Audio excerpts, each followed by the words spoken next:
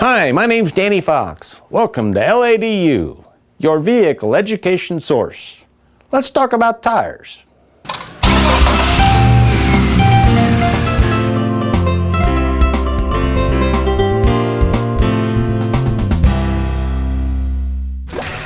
When we're doing a tire inspection, we're using an overall view of the tire, but mainly we're looking for improper tire wear, tread wear, anything that's basically abnormal from a wear of a tire, which is, you can see as this tire, it is basically more probably an alignment problem. It's wearing more from one edge to the other. When we look for that, and then like this tire here, we're actually looking, which has probably basically been underinflated. It's actually wore both edges of the tire off, which is kind of an indication of the tire being underinflated for the life of it. It's wore most sides off.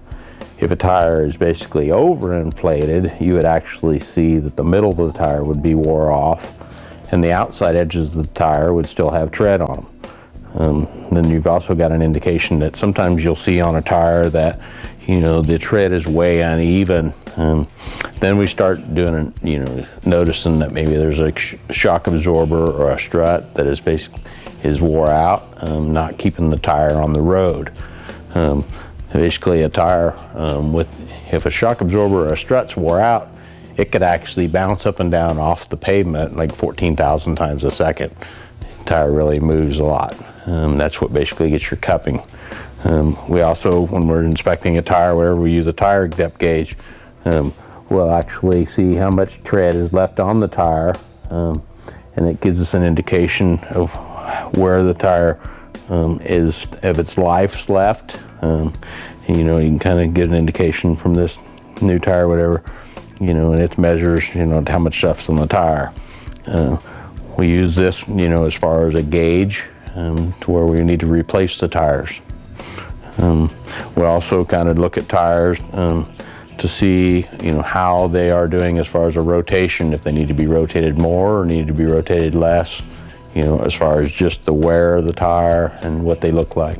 A lot of vehicles that are equipped with a tire pressure monitor system, there's different ways to reset that light. Some of them will reset just by airing up the tires and driving them.